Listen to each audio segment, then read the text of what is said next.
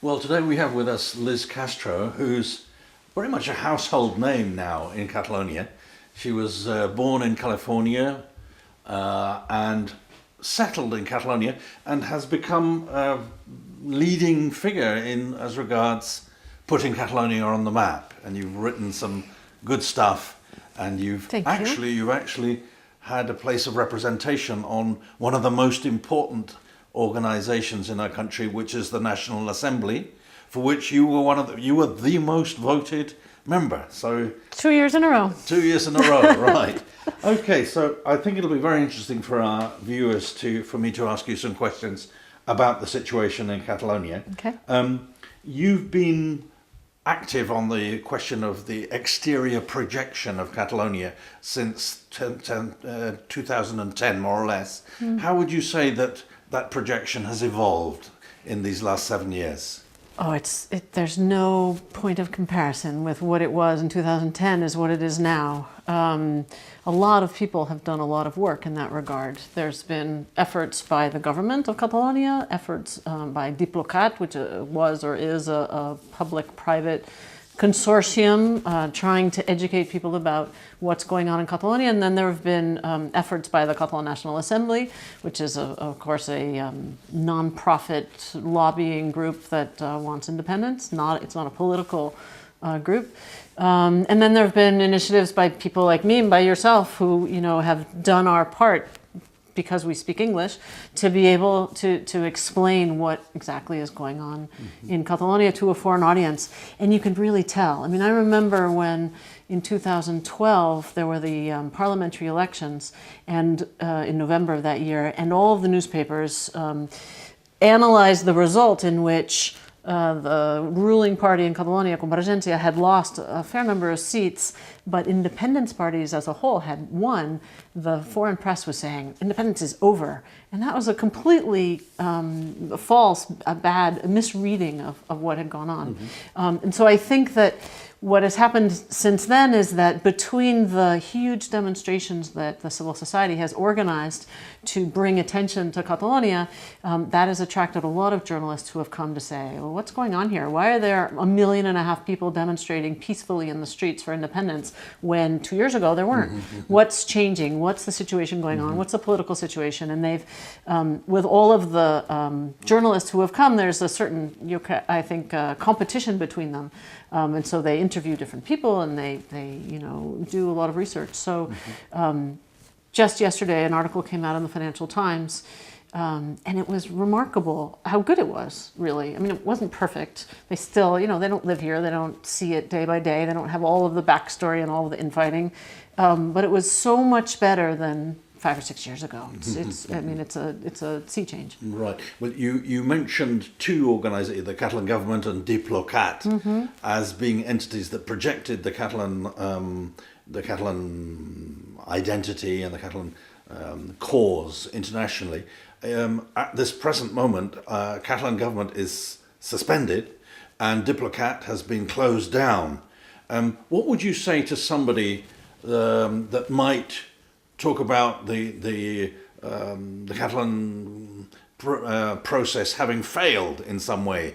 What would you say to these people that say, well, it's come to an end and all this attempt to project internationally has had no fruit? Well, I mean, we are in a difficult place right now. Nobody knows exactly what's happening. We're waiting for a new government to be formed. Nobody's sure exactly who's going to be the candidate. So there's some truth to the fact that we're at a difficult place, but that doesn't mean that the government and Diplocat didn't play a really important role in explaining, what Catalonia is about. And that's an important thing to know and to talk about and to debate in any democratic society. Catalan independence is something that a lot of people are very concerned about, both in favor and against. And so to be able to have debates about that, which is what Diplocat did. They didn't in fact, they didn't at all only support the view in favor of independence. They actually got voices from all sides, all over Europe, listening to different voices. That's a really important value in democracy, to hear those dissenting and and views in favor as well. So I would say for those who are laughing in glee at the attack from the Spanish government on Diplocat, that's a shame, because it's good to debate. It's good to get those issues out in the open. And we need that to be able to come to a real solution about Catalonia. It's not going to go away because Spain says, no, you can't think about that anymore.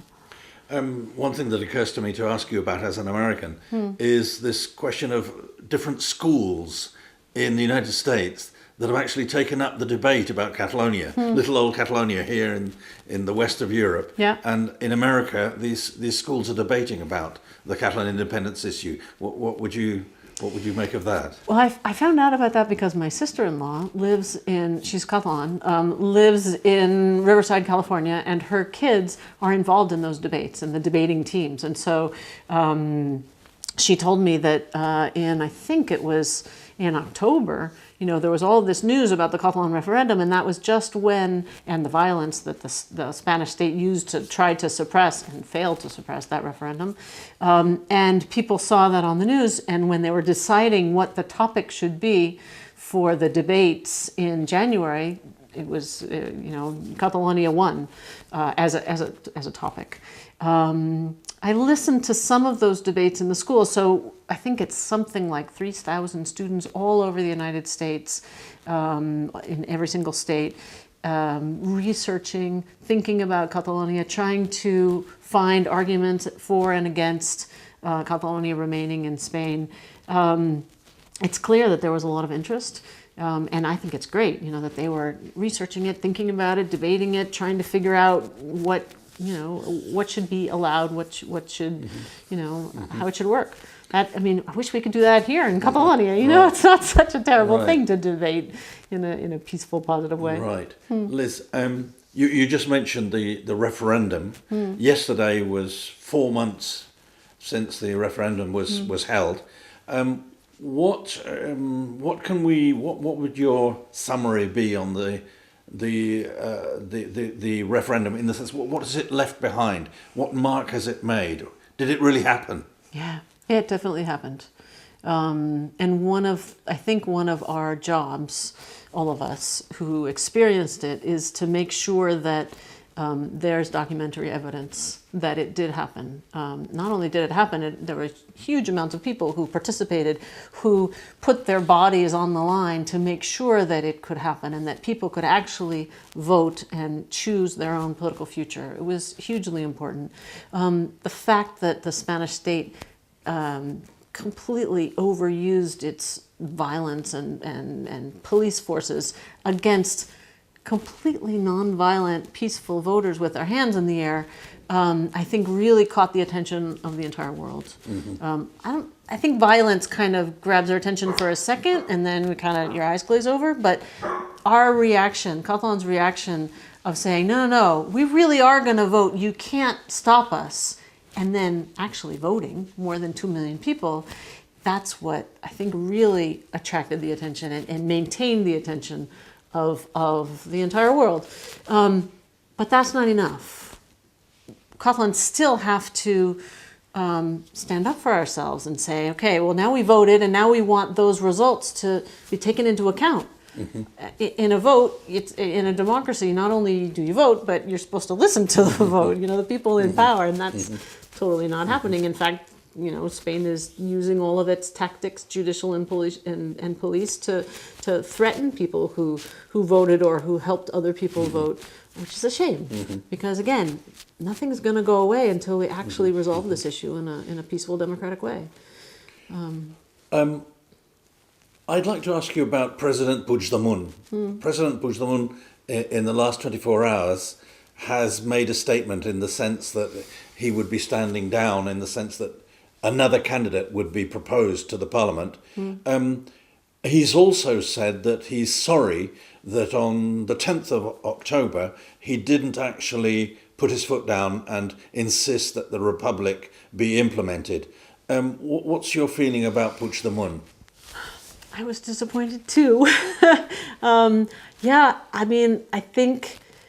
think I'm glad I'm not him, because I think it would be really easy to go back and say, oof, I should have done this differently, I should have done that differently. And I guess I would, if I were his friend, I would say, don't be too hard on yourself, because boy, that was really hard to navigate. On the other hand, politically, on October 10th, I totally agree with his current assessment, which is that he should have gone forward and implemented the results as he had promised for months that he would do. I mean, he said over and over again, if the referendum wins more than 50% of the votes, then we will implement independence. And I think that's what he should have done. And in addition, there was an incredible momentum at that point. There was, this huge support, both from the kind of very intent independence community, and also from people who maybe weren't so pro-independence, but who insisted and continue to insist on living in a democracy. One thing is to decide to leave Spain, and another thing is to not be able to vote at all. And so to have lost that opportunity of all of that momentum going forward is a shame. And I wish he hadn't done it either. I honestly think that we could have won had that happened. That there was enough support and enough attention from the world, and that Spain had just handled it so badly. A lot of the feeling and a lot of the opinions being given over the last few days is that, well, things will go forward, that the Republic needs time to become more firmly established. But I'd like to ask you about the question of the development of democracy in Spain. Are you worried about the deficiency in democracy that some observers are pointing to? Very much, and not only in Spain. Sometimes I worry about it in Catalonia too. There's this constant comment from people that say that independentists are very naive to believe that nonviolent protests and voting a majority into the parliament and then asking for a referendum and then winning that referendum should somehow be enough to make political change. Well, if that's not enough, I don't know what is in a democracy. That's how democracy is supposed to work, the way I understand it. You mobilize, you organize, you educate yourselves, you elect the representatives, you get those representatives to do what they promised that they would do, and that's supposed to work. So if we don't believe that in Catalonia, how are we gonna actually make that happen? So I guess I would encourage people to believe in democracy and to believe in it, and then to make sure that it works. And you do that by acting, by being democratic, by insisting on those democratic ideals being fulfilled. And absolutely, in Spain, it's a much worse problem, because not only do they not believe in it, they don't follow it, they don't practice it. The way that Spain has treated Catalonia since October is shameful. Beating people at the polls, deposing a democratically elected government, calling elections when they had no constitutional or other right to do so, not accepting the results, not accepting that the candidate that they said was could run and stand in those elections then could be president. I mean, there's no basis, there's no democratic basis for any of those actions, which is really, really a shame. So, but if Catalans don't believe it, and we don't insist, and we don't, stand our ground, they'll keep acting the way they are. A democracy will only be a democracy if people defend it constantly. You can't stop for a moment. Well, I'm going to ask you one last question.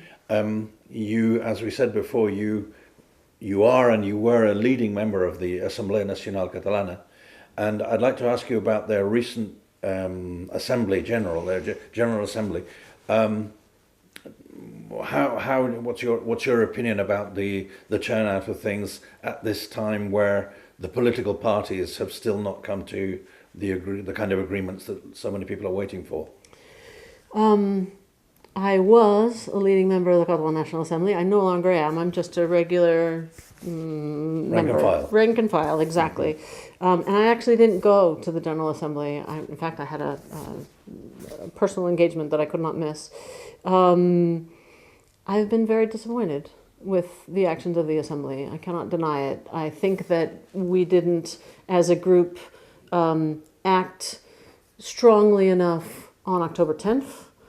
In fact, I don't think we acted strongly enough for the referendum. Jordi Sanchez said, oh, if there's 1 million people who vote, that'll be enough, and said we shouldn't go defend the polling places. I think those were terrible decisions, and I didn't agree with them at all. I think that we should have been pushing much more, not pushing so much as supporting the government and saying, we're really glad that you held that referendum. We totally support that, and the Assembly always has. And now on the 10th, don't back down.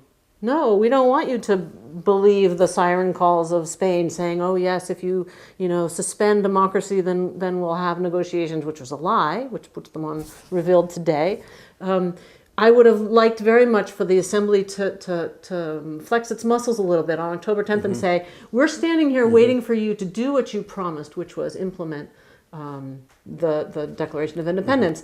And maybe there would have been a different result. Maybe if Puigdemont had seen that firmness and insistence from the people, which is this whole movement came from the people, there might have been a different outcome. And maybe again on the 27th, we had one more chance, and everybody just went home.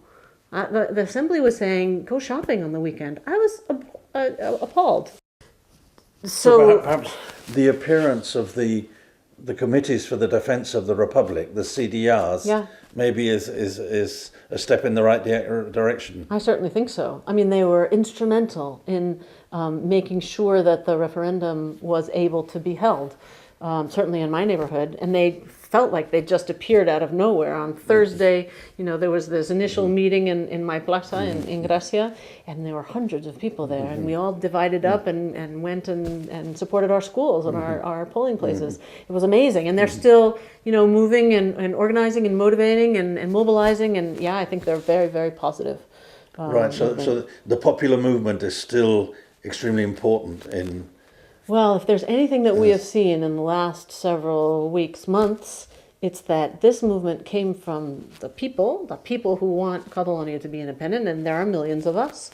And politicians are easily distracted by their, party interests.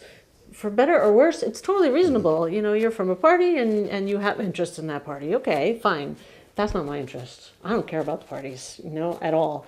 And what I care about is that this country gets to be a country. And so if that came from the people, then the people have to stay there and maintain that pressure in that organization and keep those politicians doing what they promised they would. Okay, Liz, thanks very much for your opinions. Yeah, my pleasure. Thanks.